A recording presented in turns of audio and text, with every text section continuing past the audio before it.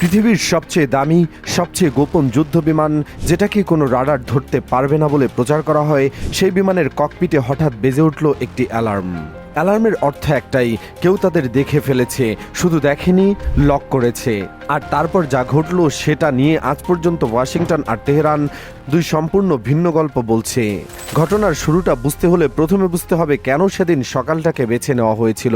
সামরিক গোয়েন্দা তথ্য অনুযায়ী ইরানের দক্ষিণ মরুভূমিতে একটি নির্দিষ্ট সামরিক স্থাপনা নিয়ে ওয়াশিংটনের আগ্রহ বাড়ছিল। স্যাটেলাইট ছবিতে কিছু অস্বাভাবিক তৎপরতা ধরা পড়ে, কিন্তু স্যাটেলাইট থেকে পাওয়া ছবি আর কাছ থেকে ইলেকট্রনিক ইন্টেলিজেন্স সংগ্রহ দুটি সম্পূর্ণ আলাদা জিনিস। তাই সিদ্ধান্ত হলো দুটি F-22 র্যাপটর পাঠানো হবে। লক্ষ্য ইরানি আকাশসীমার ভেতরে ঢুকে নির্দিষ্ট এলাকার ইলেকট্রনিক ডেটা সংগ্রহ করা আর ফিরে আসা। সময় দেওয়া হলো মাত্র 17 মিনিট। কেন 17 মিনিট? কারণ বিশ্লেষণে দেখা গেছে সকাল 8:30টার আগ পর্যন্ত ইরানের উত্তরাঞ্চলীয় বায়ু প্রতিরক্ষা ইউনিটগুলো পুরোদমে সক্রিয় হয় না।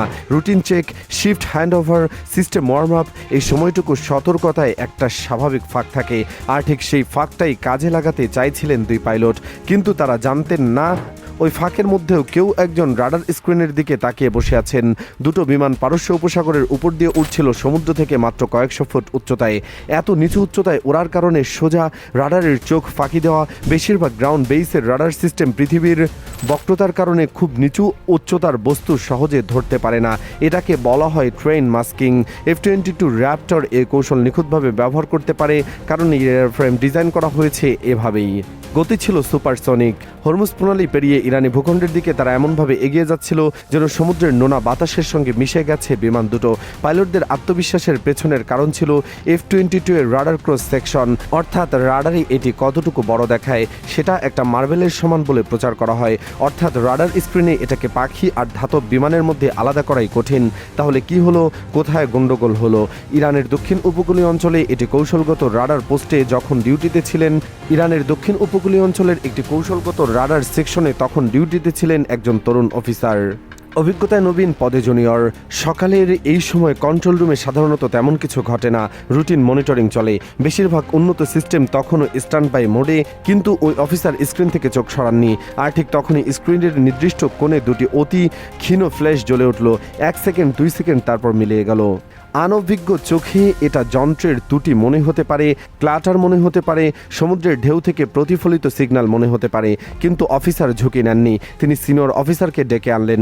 সিনিয়র অফিসার এসে প্রথমে কিছু দেখালেন, হয়তো মনে মনে ভাবলেন নতুন ছেলে ভুল দেখেছে, কিন্তু কয়েক মুহূর্ত পরে আবার সেই একই ক্ষীণ ফ্ল্যাশ। এবার অভিজ্ঞ চোখ চিনে গেল এটা ক্লাটার না, এটা কোনো বস্তু যেটা রাডারকে ফাঁকি দেওয়ার চেষ্টা করছে কিন্তু পুরোপুরি পারছে না। পরের সিদ্ধান্তটি সেকেন্ডের মধ্যে নেওয়া হলো। সব উন্নত সিস্টেম জরুরি ভিত্তিতে সক্রিয় করা হলো। এখানেই ঘটনাটা একটা দাবা খেলায় পরিণত হয়, আর দুই পক্ষের হাতেই সময় ফুরিয়ে আসছিল। আমেরিকান পাইলটদের 17 মিনিটের ঘড়ি টিকটিক করছে। তাদের ফিরতে হবে আন্তর্জাতিক আকাশসীমায়, নইলে ঘটনা কূটনৈতিক সংকটে রূপ নেবে। আর ইরানের দিকে উন্নত রাডার আর মিসাইল ব্যাটারিগুলো স্ট্যান্ডবাই থেকে ফুল অ্যাক্টিভ মোডে আসতে 10 থেকে 15 মিনিট সময় লাগে। অর্থাৎ দুই পক্ষই একটা রেসের মধ্যে ছিল, কে আগে নিজের কাজ শেষ করতে পারে। আর ঠিক এই রেসের মাঝপথে আকাশে দুটো বিমানের একসাথে বেজে উঠল রেডার ওয়ার্নিং রিসিভার। মানে ইরানের কোনো একটি সিস্টেম তাদের ধরে ফেলেছে, শুধু দেখেনি, ট্র্যাক করার চেষ্টা করছে। হয়তো ফায়ার কন্ট্রোল রেডার লকও করে নিয়েছে। F-22 র্যাপটরের ককপিটে যে পাইলটরা বসেছিলেন তারা এই সিগন্যালটা পাওয়ার পর বুঝে গেছেন পরিকল্পনা ভেঙে পড়েছে। এরপরের ঘটনা ঘটল অত্যন্ত দ্রুত। প্রথম ক্ষেপণাস্ত্রটি দৃশ্যমান হলো বিমানের সেন্সরে। ইরান তাদের S-300 পরিবারের সিস্টেম থেকে ক্ষেপণাস্ত্র নিক্ষেপ করেছে বলে ধারণা করা হয়। এই ধরনের মিসাইল নিজেই সুপারসনিক গতিতে টার্গেটের দিকে ধেয়ে আসে, আর তার গাইডেন্স সিস্টেম ক্রমাগত লক আপডেট করতে থাকে। পাইলটরা তাৎক্ষণিক প্রতিক্রিয়া দেখালেন। ফ্লেয়ার ডিসচার্জ শুরু হলো। উচ্চ তাপমাত্রায় কৃত্রিম টার্গেট ছড়িয়ে দেওয়া হলো বাতাসে, যাতে ইনফ্রারেড গাইডেড মিসাইল বিভ্রান্ত হয়। একই সঙ্গে ইলেকট্রনিক কাউন্টার মেজার সক্রিয় করা হলো। প্রথম মিসাইলটি সম্ভবত ফ্লেয়ারে বিভ্রান্ত হয়ে লক্ষ্যভ্রষ্ট হলো, কিন্তু ইরান থামল না।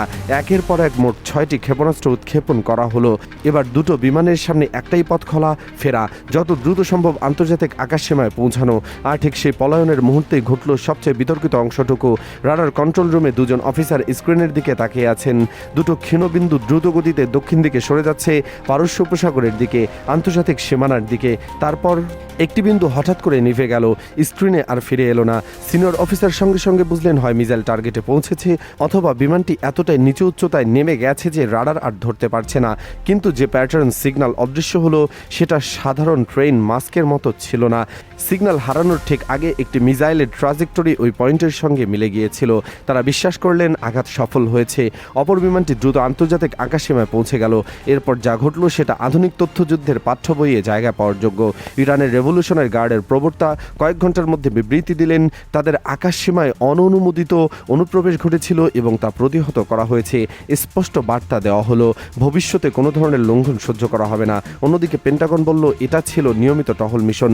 বিমানগুলো অসাবধানতাবশত নির্দিষ্ট সীমানার কাছাকাছি চলে গিয়েছিল। কোনো সংঘর্ষ বা ক্ষতির ঘটনা ঘটেনি। দুটো সম্পূর্ণ বিপরীত বয়ান।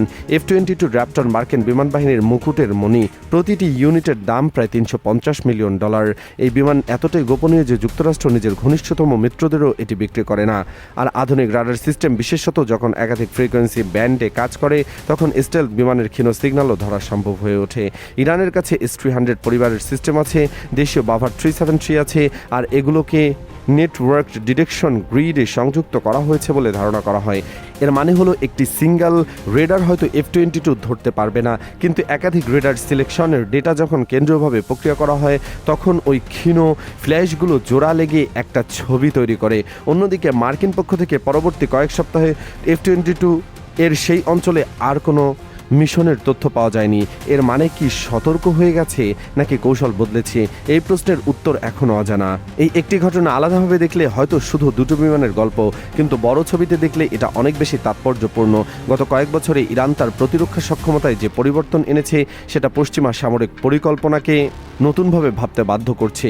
ইরানের হাতে এখন শুধু ক্ষেপণাস্ত্র নেই, আছে একটি সমন্বিত নজরদারি ব্যবস্থা, আছে দেশীয় প্রযুক্তিতে তৈরি রাডার, আছে একের পর এক পরীক্ষিত প্রতিরক্ষা স্তর। তার মানে ইরানের আকাশে ঢোকা এখন আগের চেয়ে অনেক বেশি ঝুঁকিপূর্ণ, আর সেই ঝুঁকি প্রতিদিনই বাড়ছে। যুক্তরাষ্ট্রের জন্য এটা নতুন ধরনের চ্যালেঞ্জ, আর তাদের পুরো মধ্যপ্রাচ্যের কৌশল দাঁড়িয়ে আছে এই ধারণার উপর। তারা যখন খুশি যেখানে খুশি আকাশপথে আধিপত্য বজায় রাখতে পারবে। যদি সেই ধারণায় ফাটল ধরে তাহলে পুরো সমীকরণ বদলে যায়। তো ফিরে আসি সেদিনের প্রশ্নে, আসলেই কি F-22 ভূপাতিত হয়েছিল নাকি শেষ মুহূর্তে পালিয়ে যেতে পেরেছিল?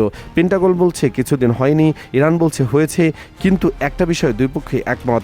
সেদিন ইরানের রাডারে কিছু একটা ধরা পড়েছিল, আর তারপর থেকে পারস্য উপসাগরের আকাশ আর আগের মতো নেই।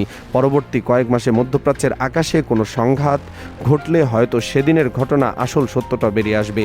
ততদিন পর্যন্ত এটা একটা খোলা প্রশ্নই থেকে যাচ্ছে। আপনি কি মনে করেন সেদিন আসলে কি ঘটেছিল? কমেন্টে জানান।